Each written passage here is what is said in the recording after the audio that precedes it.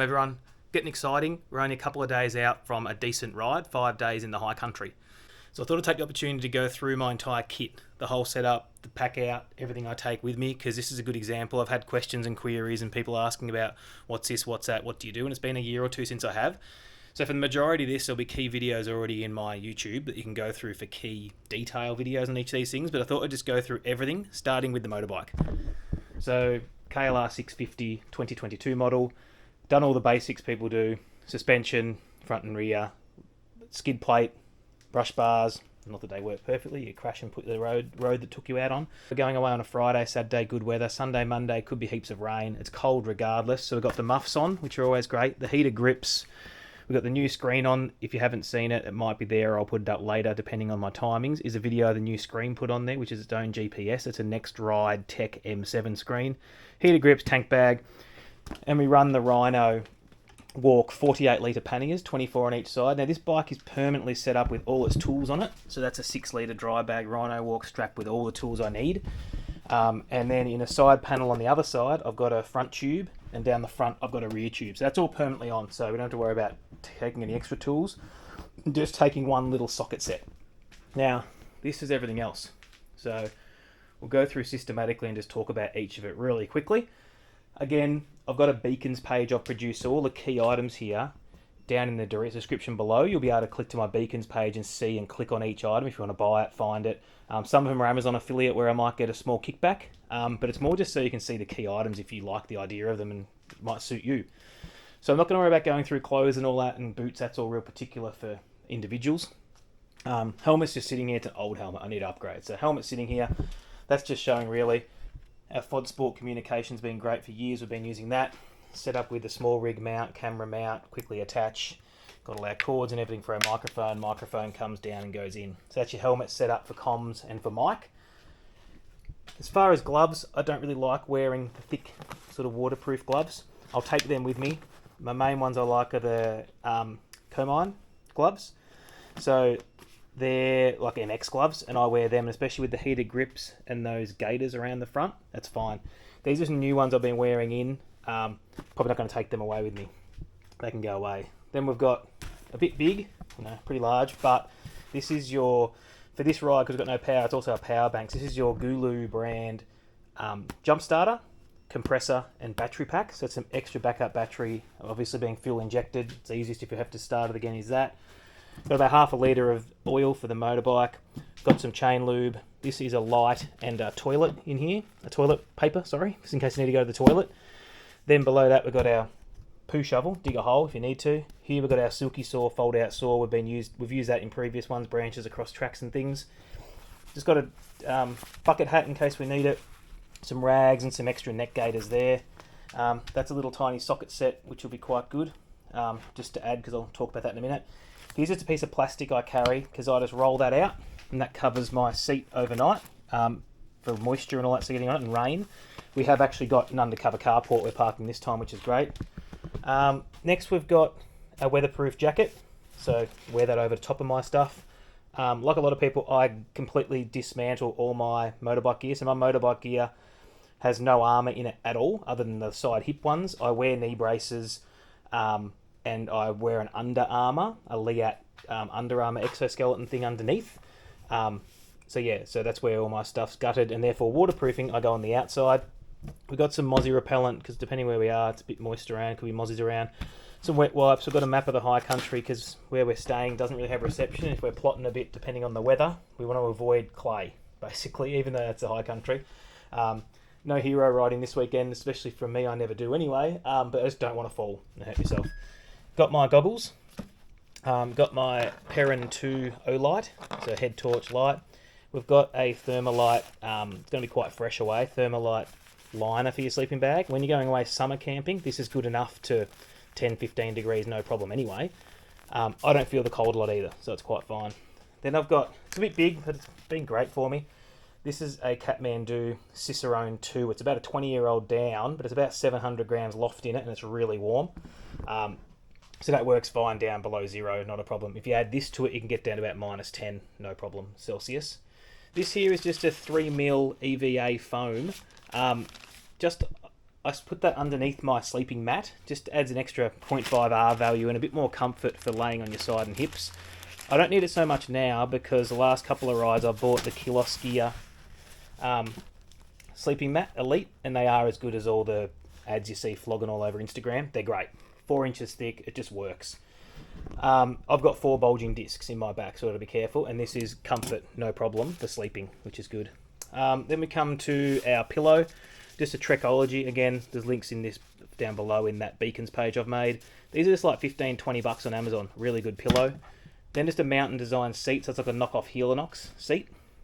And that's sort of our sitting and our sleeping, basically. Don't need a tent this trip, so normally my tent straps on the top of my pannier. Once the pannier is all closed up, sits on that flat point. Don't need that this trip, which is great. The extra bulk I then have is camera. So I use just an Osmo Action 3, so about up to Action 6 or 7 now. And I've got one in here which I use on my helmet, and I scored another one cheap the other day on Marketplace because they're an older camera. So that's my cameras, and then that's my drone, just an old Air 2 drone. So that's all sleeping and a bit of moto gear and a bit of that sort of stuff. Then we'll go on to clothing. So I'm trying to pack really light this trip, which I feel I have. And I label things because when you've got all these different things hanging around camp, to know what's what. So here I've really just got jocks and socks, a couple of each. I've got one pair of tracky pants. I've got one short sleeve t-shirt, one long sleeve thermal, one long sleeve sort of zip up to the neck, quarter zip thermally sort of jacket thing.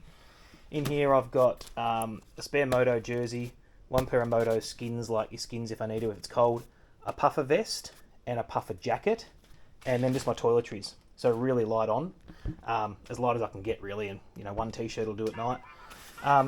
Below here is a big one of these bags, so this could fit everything in it as a massive big waterproof bag. I just take that in case I need it. And then comes to the food. So the clothes add to about 3 kilos. I reckon the food would be about 5 or 6 kilos.